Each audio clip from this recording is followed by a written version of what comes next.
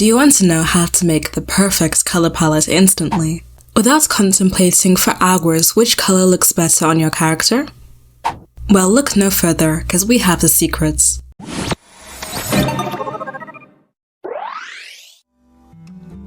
Today we're going to dive into color, style, and details. Welcome to Characterized! Do you ever wonder why certain colors reveal a character's tone and intention? And no, it's not as simple as attraction to red because it's bright. Color is deeply instilled into cultures and our psychology. For example, we often see the color of happiness as yellow because of our association with it with the sun. Blue is often seen as the color of sadness because of the empty skies and oceans.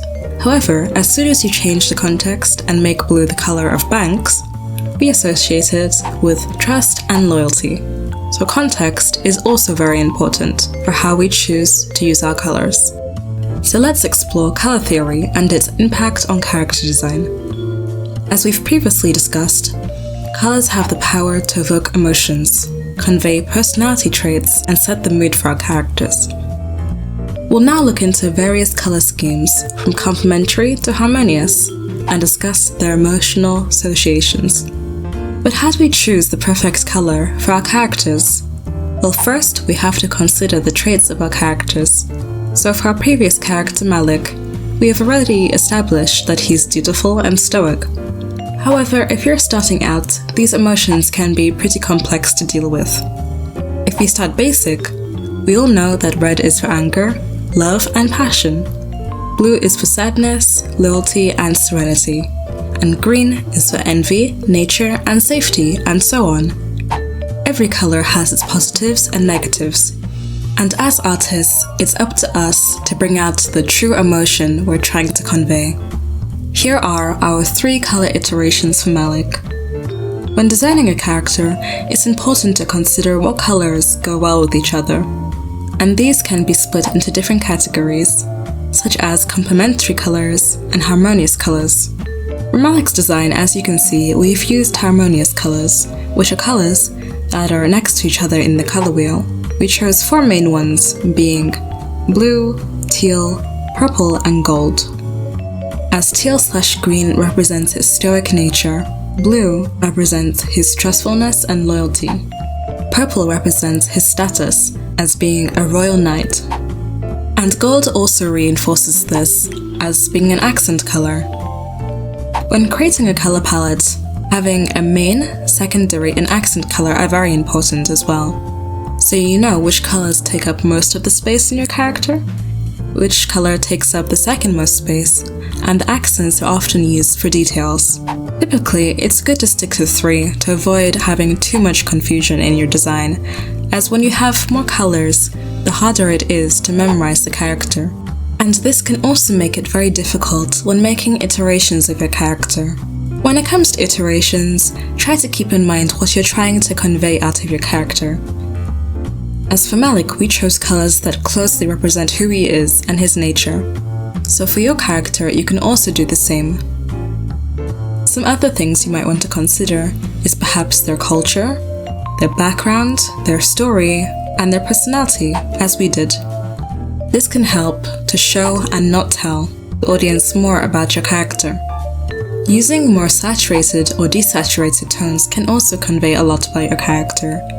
For example, a bubbly character might use a lot of bright and vibrant colors, which we would often refer to as neon colors, in comparison to a more quieter and calmer character which might use desaturated tones, which we call muted colors.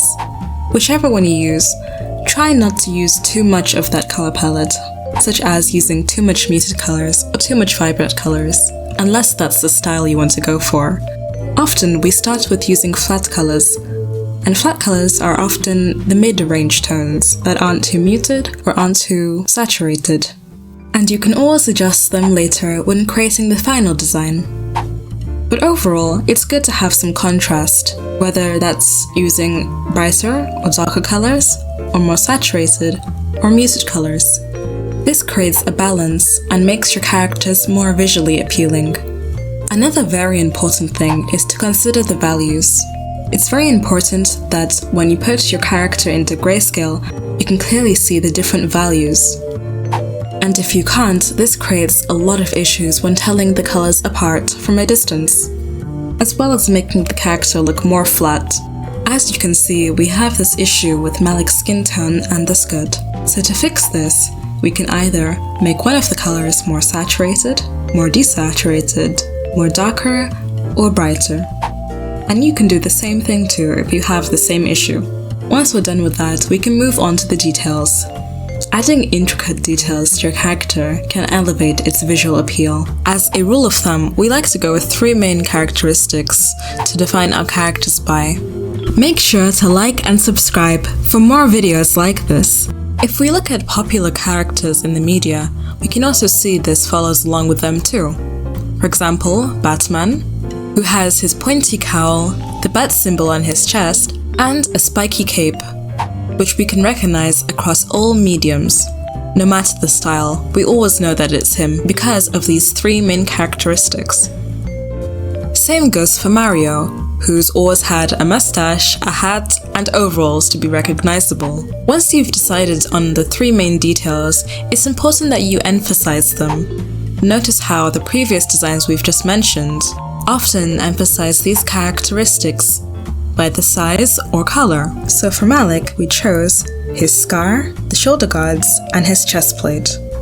We made the shoulder guards stand out in his silhouette by re-emphasizing the shape to make them look more like seashells, as well as his chest plate, which now looks more scaly than it did before. We brought out his facial scar by making it bigger, more noticeable, and also making his eyes grey, which brings more attention to the face. It was also important for us to redefine any additional details, such as his tattoos, which now have more purpose to them. As you can see, there is more meaning and context of the character given through them, compared to before, where they looked like more meaningless details. The reason for us showing all this is to show you that it's totally okay to always go back and refine your details until you're completely happy with them. Because if we stopped on the first revision, we wouldn't get to where we are now with our design. Designing a character is a long thought process and doesn't come to anyone instantly.